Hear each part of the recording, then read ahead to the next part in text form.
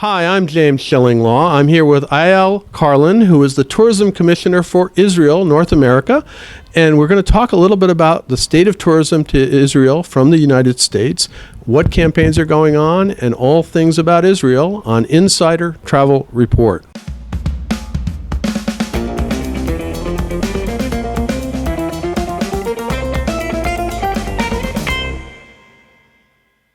Now, Eyal, you just joined you just became tourism commissioner here in North America about 3 months ago, right? That's true.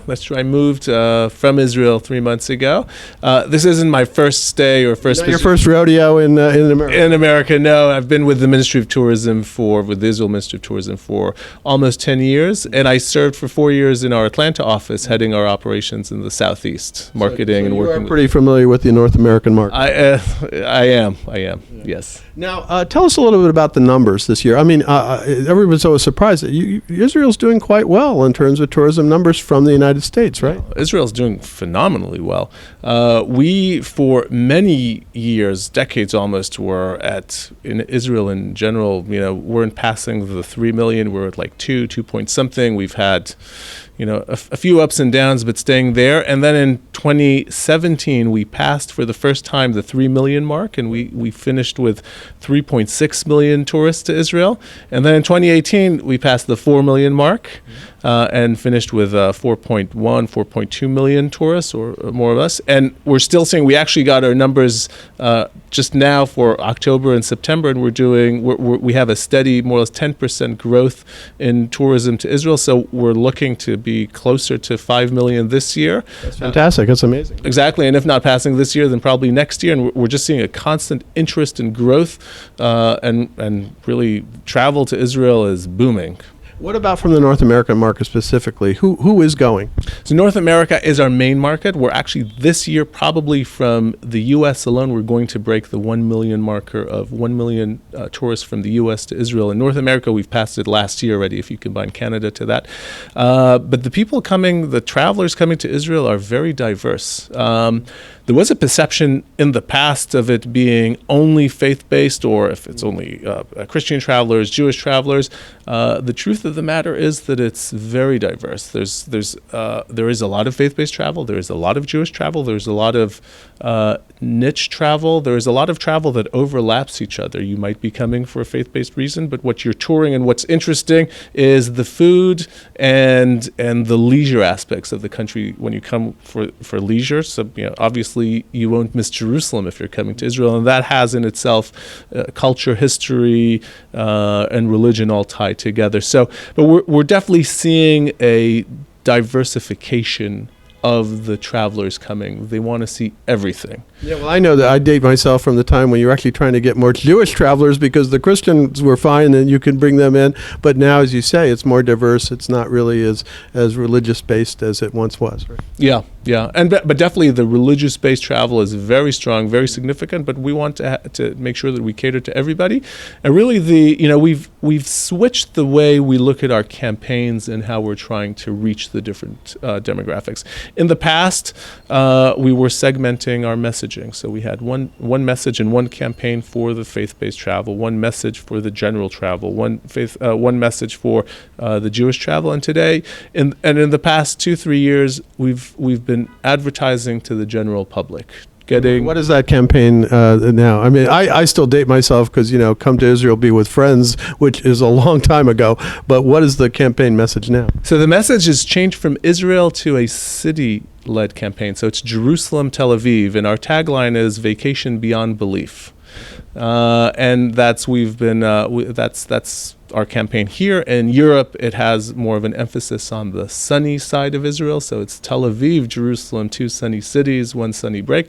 But definitely we're leading it with the cities, and we want to, we've seen that also a lot of the travel in the world, and we're recognizing that, is to cities and to urban destinations. People travel to Paris, people travel to New York, people travel to Cape Town.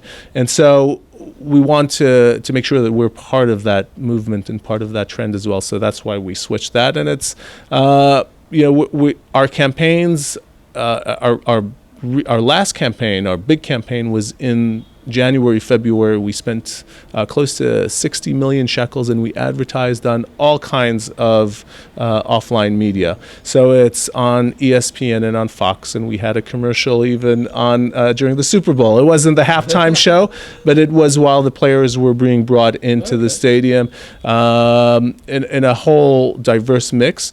And in addition to that, we're also advertising nonstop, heavily on the digital media.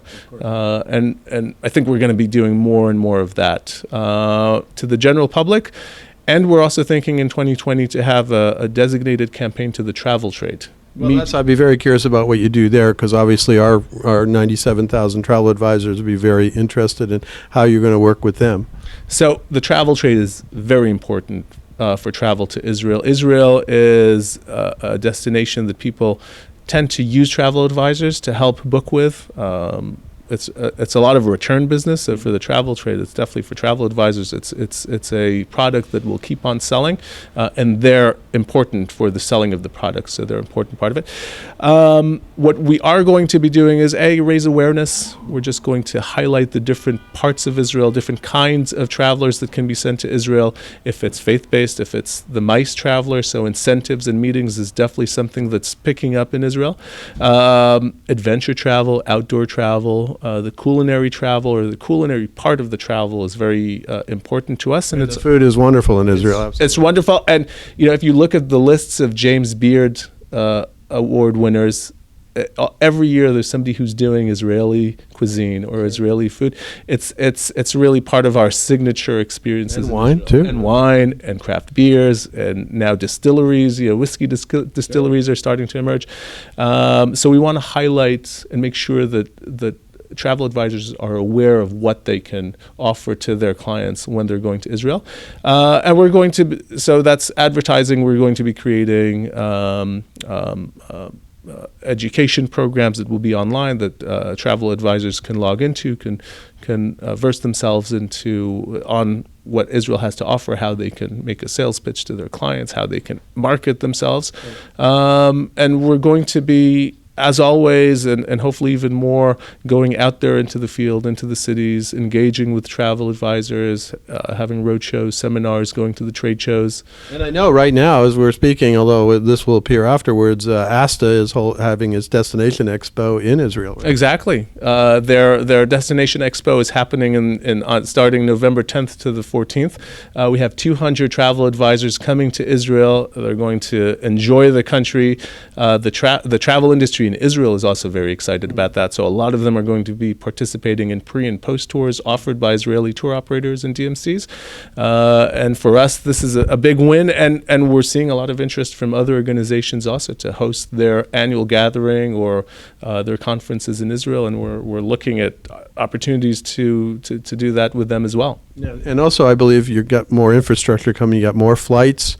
There's a lot of hotel development now in Israel. I know we've been reporting on a lot of hotels, but there are definitely more flights and more hotels, right? Yeah, definitely flights are picking up. Right. We've had probably when in the 15 years ago, 10 years ago, we had a flight from New York and we had a flight from Los Angeles. Mm-hmm. And so far now we have flights from Boston, from New York, multiple flights. From Washington, D.C., new from this year. Miami started last year. Dallas is going to start in 2020. American are going to start flying from Dallas to Israel. Chicago is going to start in March of 2020. In the West Coast, we have multiple flights from Los Angeles, multiple flights going from San Francisco. We have a flight flying from Las Vegas to Israel. It's an interesting route. It's an interesting route. It's based on Israeli travel and also on American travel. But El Al, who are flying that, are saying there is a pickup in American travel to Israel via that flight. So definitely, there's a lot of extensions and growth in the flights, and we're hoping. We recognize that is the first step to having travelers come. They have to have a comfortable flight to come with, and so we're definitely very active in there. The Ministry of Tourism is offering airlines who start nonstop flights from unserved cities an incentive package to do marketing with, and we see that as something very successful and want to continue. And hotels is our next big challenge, because there is development of hotels, but there isn't enough development of hotels. Especially if we're getting this tremendous increase every Exactly. And we're probably getting to a point in the next 4 or 5 years where we're going to be needing to address the capacity issues. And that's also something we're going to be looking at in the next year or two, is how can we be facilitators of investors who want to build hotels in Israel. And it's hotels and alternative accommodations as well, which is something which is happening. And so we're trying to see how we can make that grow in Israel, definitely, to cater to the demand. And then, of course, are there any attractions or events coming up in Israel that you're going to try to key on in the next year? So we had, in the past few years, we had some key sports events. We had cycling, running. And the next year, we're not seeing something that's an anchor event, but those things happen to happen because there's some connection of somebody. But no, Israel always has something happening. So we have our city marathons, the Jerusalem Marathon, the Tel Aviv Marathon, the Tiberias Marathon. We have the Israel Festival in the summer. Really, the different cities in Israel are enjoying tourism and enjoying incoming tourism and are creating a lot of activities. So whenever a traveler goes, there's always something happening in the city that he or she are at.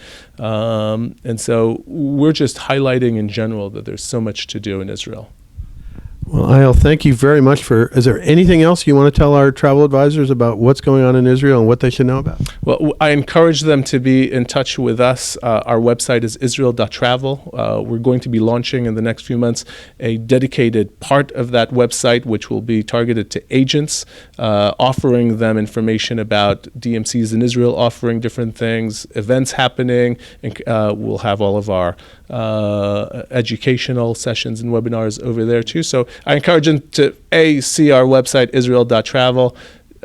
Keep looking. Right? Keep looking, and just to be in touch with us. We have 5 offices in North America. The New York office, we have Atlanta, Chicago, Los Angeles, and an office in Toronto. The Canadian market is also an important market for us, and I encourage them to be in touch with us. Our contact info is definitely on the websites, but they'll see us being in different places, and I just want them to be in touch and enjoy this growth and this phenomenal product called Israel. Well, first of all, congratulations once again on you becoming tourism commissioner here in New York. And obviously, you can tell that you've already been Americanized a few times in Atlanta, so you know the drill. And I think I wish you all the best of luck for your campaigns for Israel in the future, and hope to see you again soon. And thank you for taking the time to tell us all about Israel today. Well, thank you so much to you. And I also, it's probably going to be close to the holidays, so a Merry Christmas and a Happy Hanukkah to everybody watching. And we're looking forward to a great 2020. I'm James Shillinglaw, and this is Insider Travel Report.